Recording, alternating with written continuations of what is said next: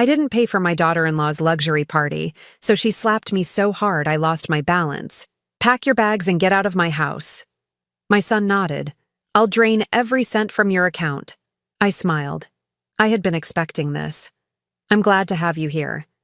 Follow my story until the end and comment the city you're watching from, so I can see how far my story has reached. My name is Della, and at 63 years old, I never imagined my own son would stand by while his wife slapped me across the face.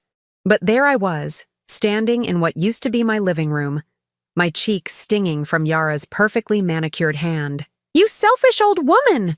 she screamed, her voice echoing off the walls I had painted myself just 2 years ago. $50,000 is nothing to you. You're just being spiteful. I touched my face gently, feeling the heat radiating from where her palm had connected. The silence that followed was deafening. I looked at my son Abram, waiting for him to defend me, to tell his wife that hitting a 63-year-old woman was unacceptable. Instead, he crossed his arms and nodded in agreement. "Mom, you're being unreasonable," he said, his voice cold as winter morning. "It's Yara's birthday party. She deserves something special."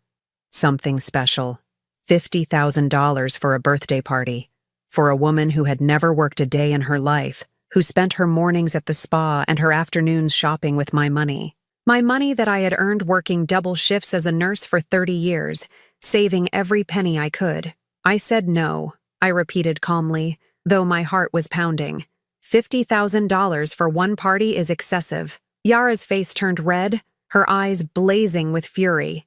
She stepped closer to me, and I could smell her expensive perfume mixed with the scent of her anger. "Make your bags and get out of my house," she shrieked, pointing toward the stairs. My house, the house I had bought and paid for, the house where I had raised Abram after his father died.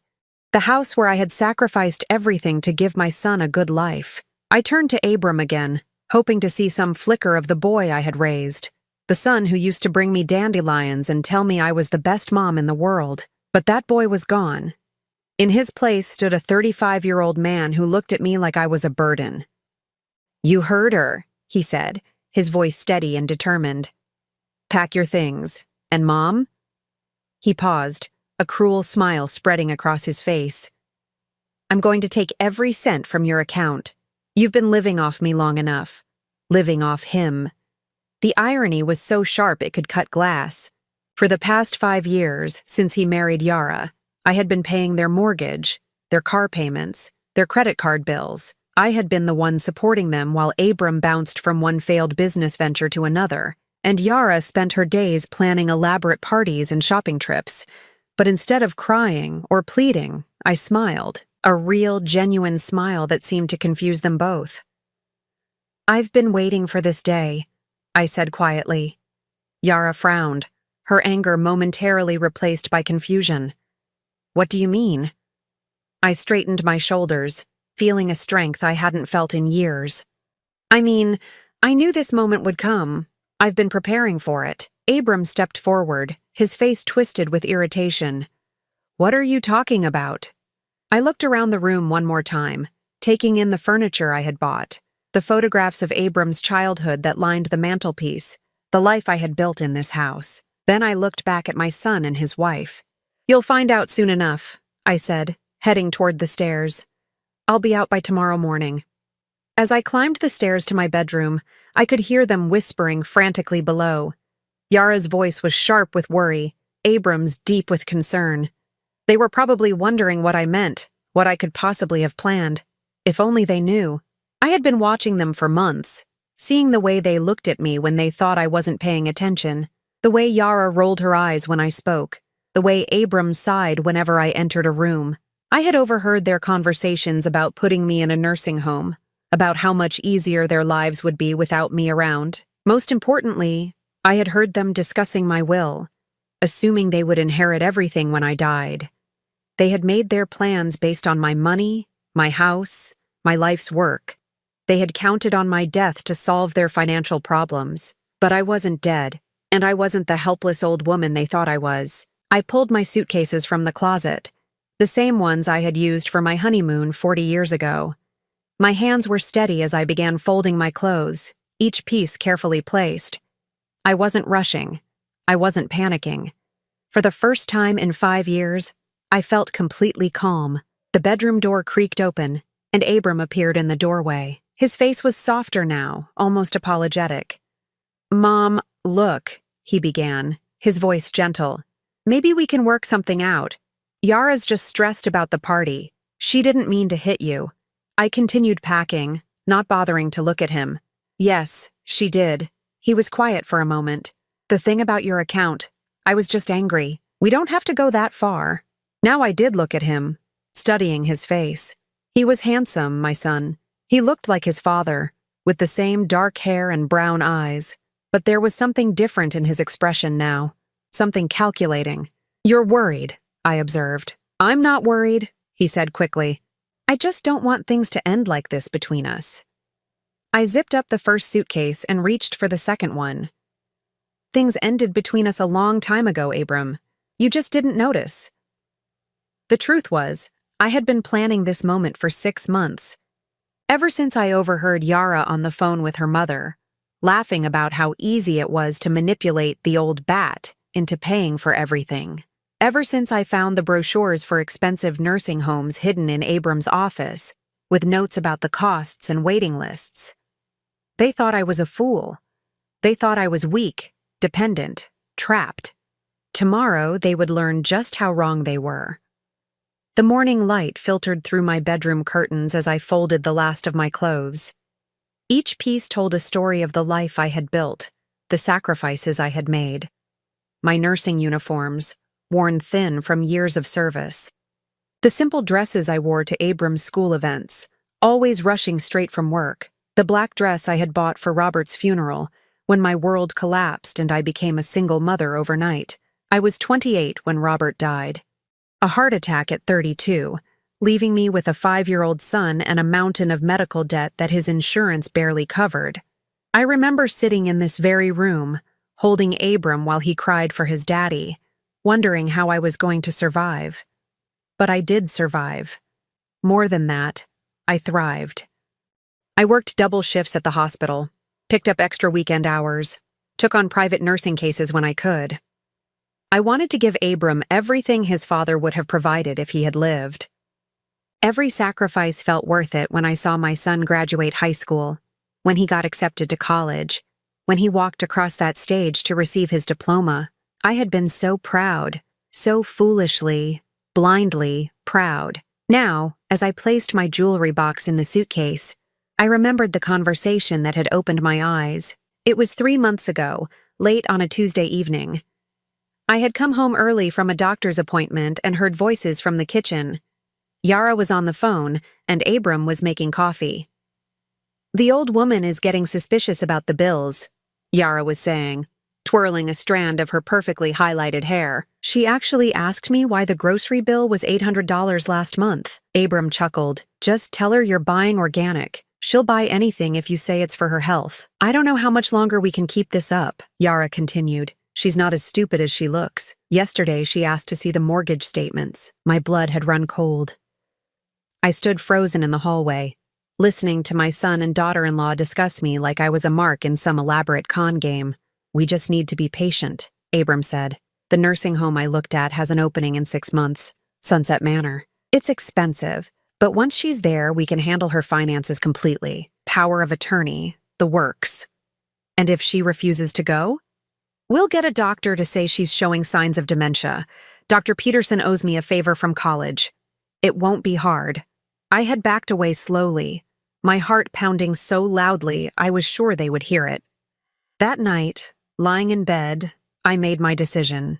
If they wanted to play games with my life and my money, I would play too, but I would play to win. The next morning, I started making calls, first to a lawyer downtown, one I had found through a colleague at the hospital, then to a real estate agent I had met at church. The plan I developed over the following weeks was simple but effective.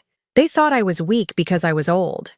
They thought I was helpless because I lived in their house, paid their bills, made their lives comfortable. What they didn't realize was that comfort had made them lazy, complacent. They had stopped paying attention to the details, like the fact that the house was still in my name only. When Robert died, I had refused to put it in joint ownership with anyone. It was my security, my safety net. Abram had tried to convince me to add his name to the deed several times over the years, but I had always declined, claiming it was too complicated. They thought I was being sentimental. In reality, I was being smart. Over the past 6 months, I had quietly sold the house to a property investment company. The sale wouldn't close for another month, but the contracts were signed. The money was already in an account they couldn't access. When they tried to put me in that nursing home, they would discover they had no home to inherit, no mortgage to worry about, no equity to cash out. The irony was delicious. I had also transferred all my savings to a new bank across town, one where Abram had never been listed as a co-signer. Every penny I had saved over 30 years of nursing was now safely out of their reach. The account they thought they could drain contained exactly $12.37, just enough to buy a cup of coffee and a newspaper. The jewelry box in my hands contained the only valuables I was taking with me. My wedding ring from Robert, a simple gold band that had cost him 2 months' salary. The pearl earrings my mother had given me before she died. A silver locket with Abram's baby picture inside, from back when he loved me unconditionally. I lifted the locket, opening it to look at the tiny photograph. He had been such a beautiful baby, with chubby cheeks and bright eyes full of wonder.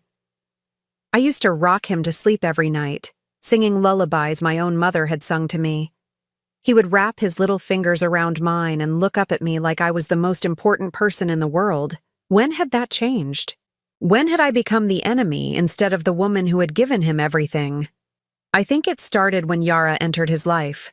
She was beautiful, charming, sophisticated in a way I had never been. She came from money, knew how to dress, how to speak, how to make people notice her. And she made it clear from the beginning that I was an embarrassment, a reminder of Abram's humble origins. At first, Abram defended me. He would tell Yara to be nice, remind her that I had sacrificed everything for him.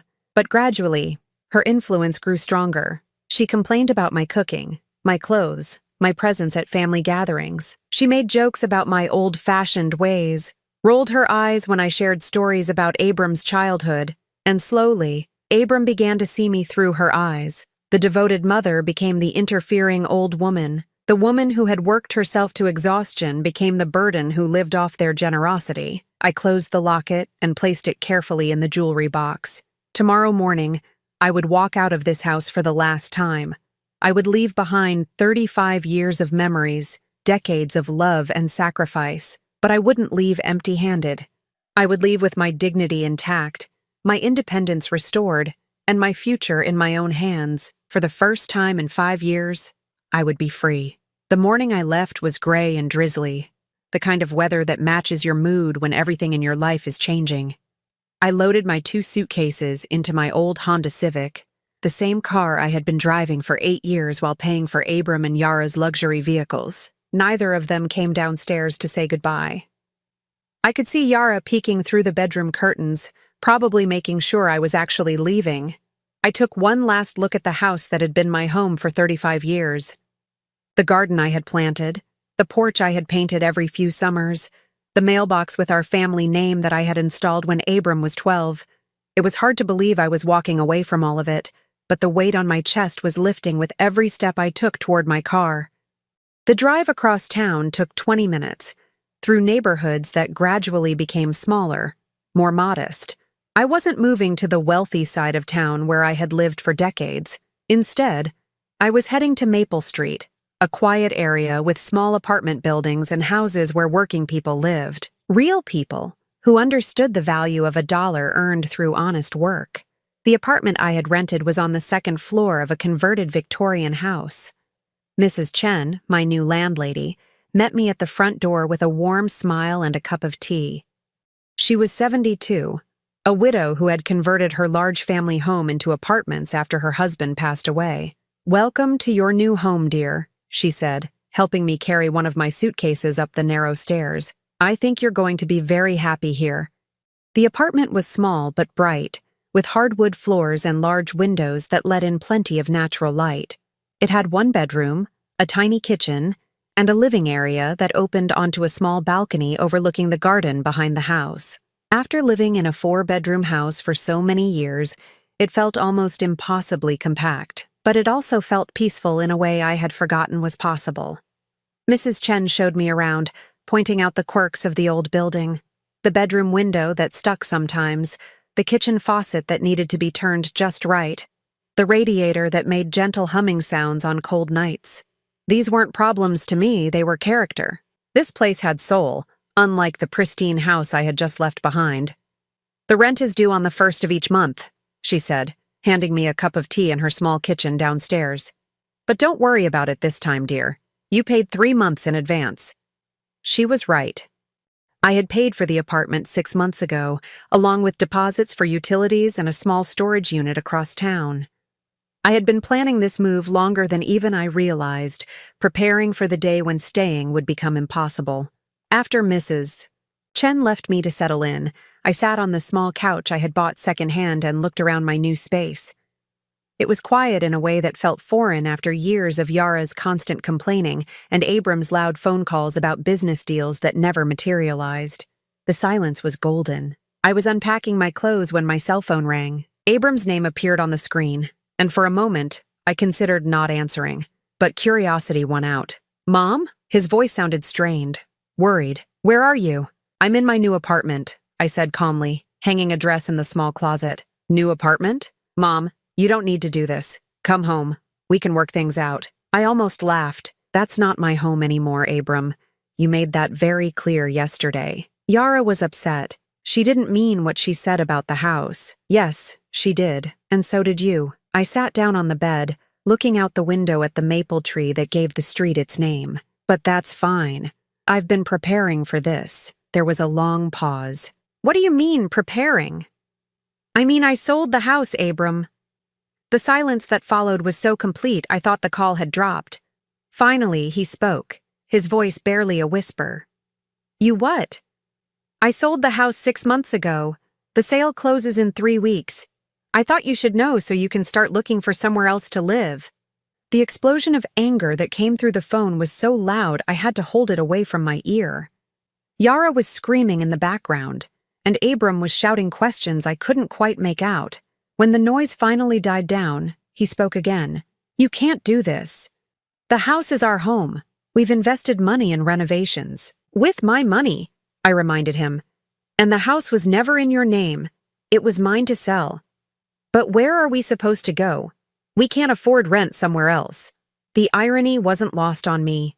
The man who had threatened to drain my bank account was now worried about paying his own way in the world. "You'll figure it out," I said. "You're both adults. You've been telling me I need to act my age and stop relying on family. I thought you'd appreciate me taking your advice. This is insane. You're being vindictive and cruel. I'm being practical.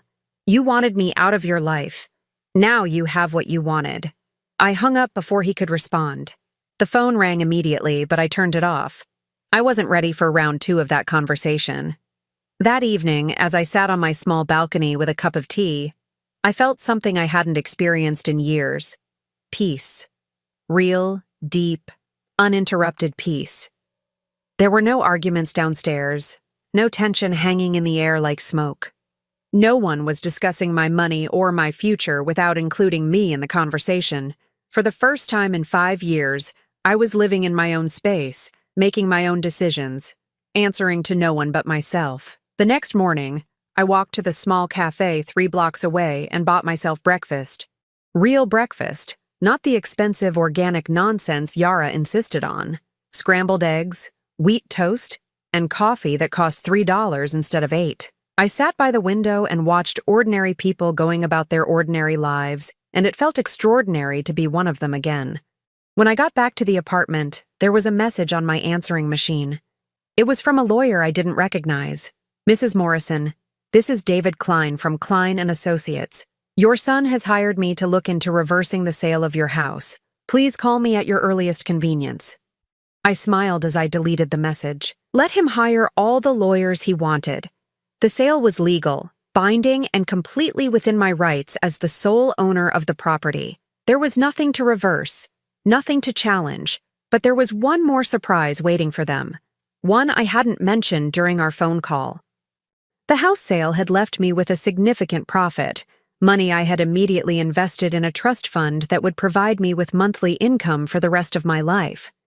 The trustee was a bank in another state, and the terms I had set were very specific. If anyone tried to claim I was mentally incompetent or unable to make my own decisions, the trust would be investigated by an independent board of doctors and lawyers. If they found me competent, which they would, any family member who had challenged my mental state would be permanently excluded from any inheritance. Abram and Yara thought they were dealing with a confused old woman who could be easily manipulated or discarded.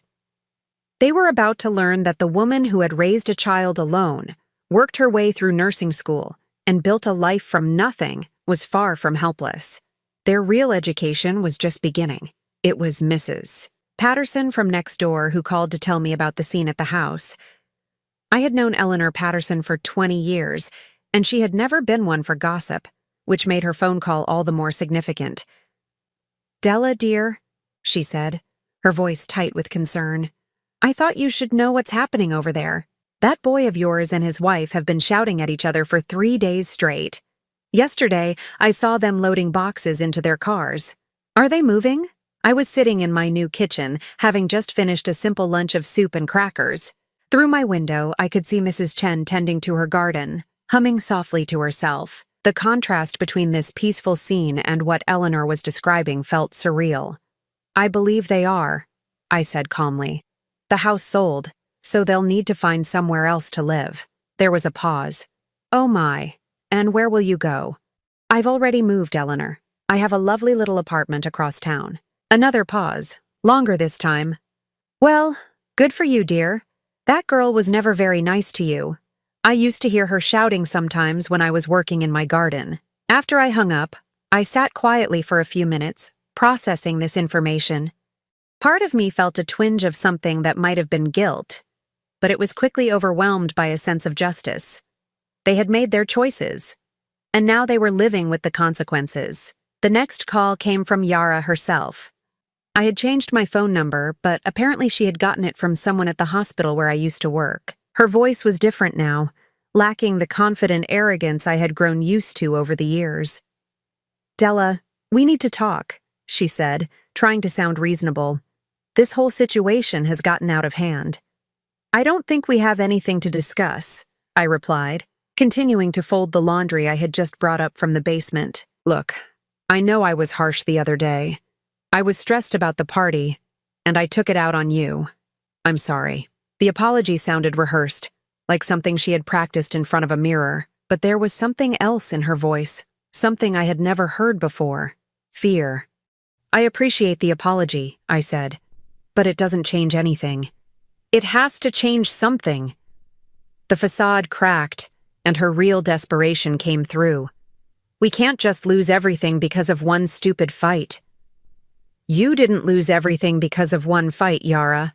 You lost everything because of 5 years of taking me for granted. That's not fair. We took care of you." I laughed, a sound that surprised even me with its bitterness. "You took care of me? I paid your mortgage, your car payments, your credit cards. I bought your groceries, paid your insurance, covered your medical bills. Exactly what did you take care of?" She was quiet for a moment. "We gave you a place to live." "In my own house. We let you be part of our family by treating me like hired help."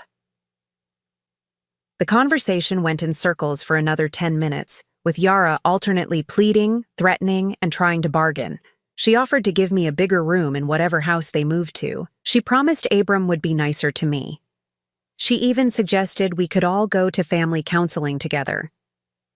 What she never offered was a genuine apology or any acknowledgement of how they had really treated me.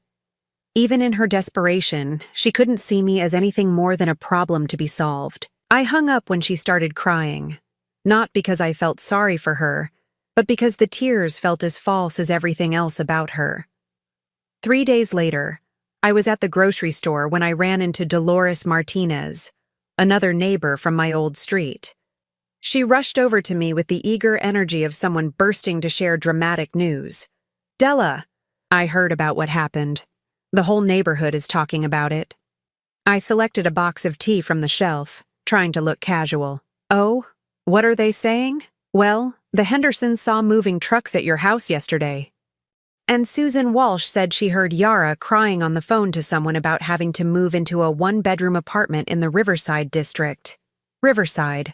I knew that area. It was where young couples lived when they were just starting out, in small apartments with thin walls and no amenities. It was a far cry from the four-bedroom house with the large yard and two-car garage that I had provided for them. And, Dolores continued, lowering her voice conspiratorially, Jim Morrison from the hardware store said Abram came in asking about jobs. Apparently he's looking for work. This was interesting. Abram hadn't held a steady job in 3 years, always claiming he was working on business deals or investment opportunities that never materialized. I had been supporting all of his ventures, funding his failures with my nursing income and savings. That's good for him, I said diplomatically. Everyone should contribute to society. Oh, absolutely, Dolores agreed quickly. It's just surprising, you know. He always seemed to think he was above regular work. That evening, I called Margaret Foster, my oldest friend from the hospital. We had worked together for 15 years before she retired, and she had always been one of the few people who saw through Yara's act. I heard about your situation, she said without preamble when she answered the phone. Good for you, Della. It was about time. You think I did the right thing? Honey, you should have done it years ago. That girl was bleeding you dry and your son was letting her do it. Margaret had never been one to sugarcoat her opinions, which was one of the reasons I valued her friendship so much. I ran into Carol Jenkins at the pharmacy today, she continued. She said Yara came in looking for a job application. Can you imagine? That girl who thought she was too good to work is finally going to have to get her hands dirty. The idea of Yara working behind a pharmacy counter was almost comical, but I tried not to take too much satisfaction in it. Almost. Have you heard from Abram? Margaret asked. He's called a few times, left some messages I haven't returned. What does he say? I thought about the increasingly desperate voicemails. The first few had been angry, demanding that I reverse the house sale and come back. Then they had shifted to pleading, with Abram claiming he hadn't realized how much I had been contributing to their lifestyle. The most recent one, which I had listened to just that morning, was different. Mom, I know you're angry, and you have every right to be. I've been thinking about things, about how we treated you, and I'm starting to understand.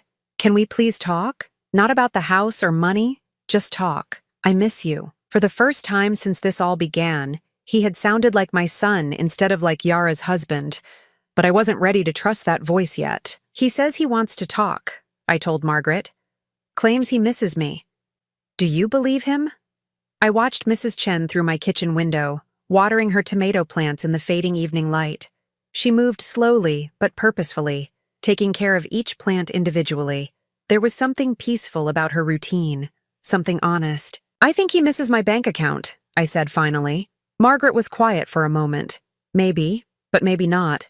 Losing everything has a way of clarifying what really matters. As I hung up the phone, I wondered if she was right. Was it possible that Abram was finally seeing clearly? Or was this just another manipulation? A more sophisticated version of Yara's tears and empty apologies? Time would tell. But for the first time in years, I had the luxury of time. Time to think, to decide, to choose my own path forward. And that luxury felt more valuable than any house or bank account ever could. 3 months into my new life, I discovered something I had forgotten existed. Joy. Not the complicated, conditional happiness that depended on other people's moods or demands, but simple, pure joy in small moments. It started with the watercolor class at the community center. I had always wanted to paint, but there had never been time. Between working double shifts and managing Abram's needs, then later dealing with Yara's constant crises and demands, artistic pursuits seemed like luxuries I couldn't afford. Now, sitting in the bright classroom on Thursday mornings, mixing blues and greens on my palette, I felt like I was rediscovering a part of myself that had been buried for decades. You have a natural eye for color, said Helen, the instructor, looking over my shoulder at my attempt to capture the maple tree outside my apartment window. Have you painted before? Only walls, I replied, and she laughed. Helen was 68, a retired art teacher who had started these community classes because she missed working with students. She had silver hair that she wore in a loose bun and paint-stained fingers that moved with the confidence of someone who had spent a lifetime creating. "Well, walls are good practice for composition," she said, "but this is much more rewarding." She was right. There was something magical about watching colors blend on paper, about creating something beautiful from nothing but pigment and water. My paintings weren't masterpieces, but they were mine in a way that nothing in my life had been for years. The other students in the class became my first real friends in decades. There was Dorothy, a 72-year-old retired librarian who painted flowers with meticulous detail. Frank, a widower in his late 60s who specialized in landscapes and had a dry sense of humor that made everyone laugh. And Maria, a 55-year-old former teacher who had taken early retirement to care for her aging mother and was now rediscovering her own interests. We started meeting for coffee after class, then expanded to lunch on Tuesdays and occasional trips to art museums in the city. For the first time since Robert died, I felt like I belonged to a community of equals, people who valued me for who I was rather than what I could provide. It was Maria who suggested the beach trip. "There's this little town on the coast, Seaside Heights. It's not fancy, but it's peaceful. Perfect for painting seascapes." The idea excited me more than it should have. I hadn't taken a vacation in 15 years, always claiming I couldn't afford it or couldn't leave Abram and Yara to manage on their own. Now I realized I had been the only thing stopping myself. We rented a small cottage for a long weekend in October, when the summer crowds were gone and the light had that golden quality that painters love. I stood on the beach at sunrise, watching the waves roll in, breathing salt air and feeling more alive than I had in decades. "This is what freedom looks like," Dorothy said, setting up her easel beside mine.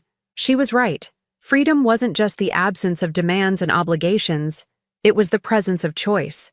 The ability to wake up each morning and decide what mattered to you that day. While we were away, I received another letter from Abram. I had been getting them regularly, 1 or 2 a week, but I had stopped opening most of them. This one was different, though. The envelope was addressed in his own handwriting rather than typed, and something about it made me curious enough to read it. "Dear Mom," it began, and I could almost hear his voice saying the words. "I know you probably won't read this, and I understand why. I've had 3 months to think about everything that happened, about the way we treated you, and I'm ashamed of the man I became. Yara and I separated last month. She moved back in with her parents in California. She couldn't handle our new reality, the apartment, the jobs, the life without your support. When things got hard, she blamed everyone but herself. She blamed you for being vindictive, me for not standing up to you, the world for being unfair. She never once acknowledged that we brought this on ourselves. I'm working now, Mom. Really working. I got a job at Henderson Construction, the same company where I worked summers during high school. Do you remember? You were so proud when I came home with my first paycheck, covered in sawdust and exhausted but happy. I had forgotten what that felt like, earning something through honest work. Living alone in that little apartment has given me time to remember things I had pushed aside. Like how you worked those double shifts to pay for my college. Like how you never missed a parent-teacher conference, even when you were so tired you could barely stand. Like how you always made my birthday special, even when money was tight. I remember the year I turned 12, when money was really bad after Dad died. You worked extra shifts for weeks to buy me that bicycle I wanted. I found out later that you didn't buy yourself a winter coat that year because you couldn't afford both. I never thanked you for that coat you didn't buy, Mom. I never thanked you for a lot of things. I'm not writing this to ask you to forgive me, though I hope someday you might. I'm not asking you to come back or to help us financially. I'm writing because I need you to know that I finally understand what I lost when I chose Yara's comfort over your dignity. I lost my mother, the woman who sacrificed everything for me. The woman who loved me unconditionally until I made that love impossible to give. I hope you're happy wherever you are. I hope you're painting or traveling or doing all those things you put off to take care of me. You deserve happiness, Mom. You always did. Love, Abram. I read the letter 3 times, sitting on the cottage porch while my friends painted the sunset. Each reading brought different emotions: surprise, skepticism, sadness, and something that might have been hope. Was this real? Had losing everything truly changed him? Or was this just a more sophisticated manipulation? The tone was different from his previous letters, less desperate and more reflective. But I had been fooled before. Frank found me there, an hour later, the letter still in my hands, tears on my cheeks. "Bad news from home?" he asked gently. I showed him the letter. Frank had become something of a confidant over these months, partly because he was a good listener, and partly because he had his own complicated relationship with his adult children. He read it carefully, then handed it back. "What do you think?" "I think he sounds different, but I don't know if I can trust that." Frank was quiet for a moment, watching a seagull pick at something in the sand. "You know what I learned when Margaret died? Sometimes people don't change until they lose everything that matters to them. The question is whether they learn the right lesson from the loss." "What do you mean?" "Well, some people lose everything and decide the world is unfair, that they're victims, that someone else is to blame. Others lose everything and realize they were the author of their own misfortune. The letter sounds like he might be in the second category, but only time will tell." That night, I sat on the beach alone, listening to the waves and thinking about forgiveness. Not the kind of forgiveness that meant forgetting what had happened or returning to the old patterns, but the kind that meant releasing the anger that had been eating at me for so long. I thought about Robert and what he would have wanted for our son. He had been a good man, patient and kind, and he had loved Abram fiercely in the short time they had together. Would he want me to give Abram another chance? But more importantly, what did I want? For the first time in my life, that was the only question that mattered. When I returned from the beach trip, I found myself looking forward to things in a way I hadn't experienced in years. Another letter from Abram, this time with no demands or manipulations, just updates about his job and questions about my life. Dorothy had invited me to Thanksgiving with her family. Maria and I were planning a Christmas trip to see the lights in the city. My small apartment had become a haven filled with my paintings, books I actually had time to read, and the comfortable silence of a space that truly belonged to me. But in the quiet moments, I still wondered about my son. Was he really changing? Or was this all an elaborate performance? And if he was changing, did that mean I owed him a second chance? The answer, I was beginning to realize, wasn't about what I owed anyone. It was about what I wanted to choose. Freely and without obligation. For the first time in my life, the choice was entirely mine. 1 year after I walked out of that house, I was standing in front of my easel on a Saturday morning, working on a painting of the harbor at sunrise, when someone knocked on my door. Mrs. Chen was visiting her daughter in Portland, so I wasn't expecting anyone. My painting friends usually called first, and the mailman had already been by. Through the peephole, I saw Abram standing in the hallway, holding a small bouquet of flowers, not the expensive arrangements Yara used to demand, but simple daisies and baby's breath from the grocery store. He looked different than he had a year ago, thinner, but healthier somehow. His clothes were clean but modest, and his face had the kind of weathered look that comes from honest work. I opened the door but left the chain latch engaged. "Hello, Mom," he said quietly. "I know I should have called first." "Yes, you should have." My voice was calmer than I felt. "What do you want, Abram?" "I wanted to see you, to talk to you, and to give you these." He held up the flowers. "Not because I'm asking for anything, but because it's Saturday, and I used to bring you flowers on Saturdays when I was little." I remembered. He had picked dandelions from the yard, presenting them to me with such pride that I had put them in my best vase and displayed them on the kitchen table like they were roses. "I can't stay long," he continued. "I have to work this afternoon, but I hoped we could talk for a few minutes." I studied his face through the crack in the door. There was no desperation there now, no calculation. He looked like someone who had accepted disappointment and learned to live with it. I unlatched the chain and opened the door. "Come in," I said, "but I'm not making coffee. You get water or nothing." He smiled at that, a real smile that reminded me of the boy he used to be. "Water's fine." He looked around my small apartment, taking in the paintings on the walls, the books stacked on every available surface, the comfortable chaos of a life lived for one person's pleasure. "This is nice, Mom. Really nice." It feels like you. I handed him a glass of water and sat down across from him. What did you want to talk about?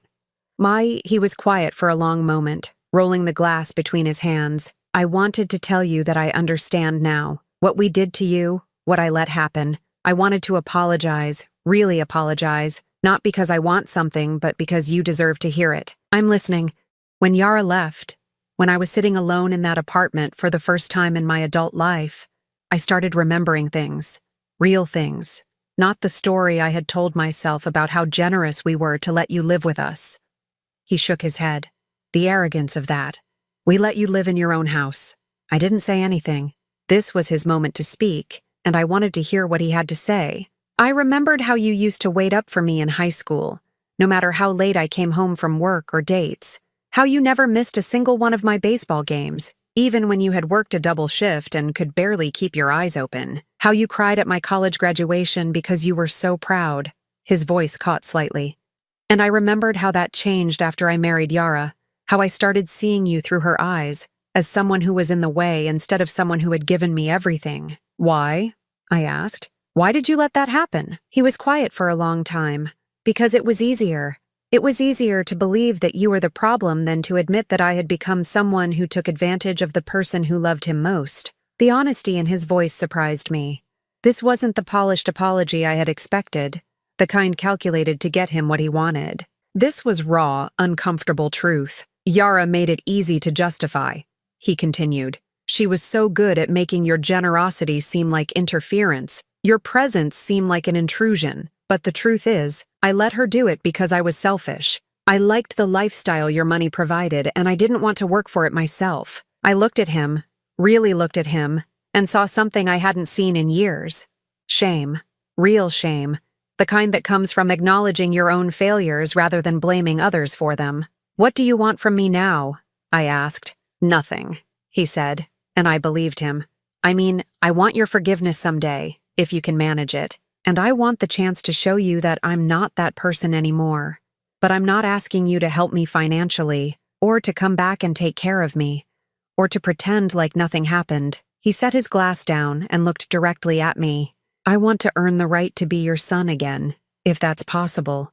I felt something shift in my chest, a loosening of the anger I had carried for so long. Not forgiveness, not yet, but the possibility of it. How? I asked. However you'll let me. Maybe we could have lunch once a month, somewhere public where you feel safe. Maybe you could tell me about your painting, and I could tell you about my job. Maybe we could start small and see if we can build something real this time. I thought about the life I had built over the past year, the friends who valued me, the hobbies that brought me joy, the peace I had found in my small apartment. None of that would change, because I chose to give my son a chance. It was all still mine, secure and independent of his presence or absence in my life. Once a month, I said finally. Lunch at Romano's on 3rd Street. We split the check. And if you ever try to manipulate me or ask me for money, it's over permanently. Relief flooded his face. Thank you, Mom. I won't let you down. You already did let me down, Abram. The question is whether you've learned enough to avoid doing it again. He stood up, leaving the flowers on my coffee table. I have. I promise you. I have. After he left, I sat with his flowers for a long time, thinking about second chances and the difference between forgiveness and foolishness. The truth was, I didn't know if he had really changed or if this was just a more sophisticated version of his old manipulations. But I realized it didn't matter. I wasn't the same woman who had lived in fear of losing his love, who had sacrificed her own dignity to maintain a relationship with someone who didn't respect her. I was stronger now, more complete in myself. If he disappointed me again, I would survive it. If he proved himself worthy of trust, I would be glad to have my son back. But either way, I would be fine. That evening, I called Dorothy to tell her about Abram's visit. She listened without judgment, then said something that crystallized everything I had been feeling. You know what I love about this story, Della. You're not making this decision from a place of need anymore. You're making it from a place of strength. She was right. For the first time in my relationship with my son, I had all the power. I had my own life, my own money, my own friends, my own happiness. I didn't need him to complete me or validate me or take care of me in my old age. I was choosing to give him a chance not because I had to, but because I wanted to see if the man he was becoming was someone I could respect. 3 months later, we had our fourth lunch at Romano's. Abram told me about the promotion he had earned at the construction company, and I showed him pictures from my latest painting trip with Dorothy and Maria. We talked about books we had read, movies we had seen, the small details of our separate lives. It wasn't the relationship we used to have, built on need and obligation and unspoken resentments. It was something new, something honest, something between two adults who were choosing to know each other. As I walked back to my apartment that afternoon, I thought about the woman I had been a year ago, standing in that living room with a stinging cheek and a broken heart. She couldn't have imagined this life, couldn't have conceived of a happiness that belonged entirely to her. The greatest gift Yara had given me, though she would never know it, was that slap that forced me to finally choose myself. In trying to destroy me, she had liberated me. I was 64 years old, and for the first time in my life, I was exactly where I wanted to be, with exactly the people I chose to have around me, living exactly the life I had created for myself. I had never been freer, and I had never been happier. The woman who used to count her worth by how much she could give others had learned to value herself by how much joy she could create for herself. And that, I realized, was the only lesson that had ever really mattered. Now I'm curious about you who listened to my story. What would you do if you were in my place? Have you ever been through something similar? Comment below, and meanwhile, I'm leaving on the final screen 2 other stories that are channel favorites, and they will definitely surprise you. Thank you for watching until here.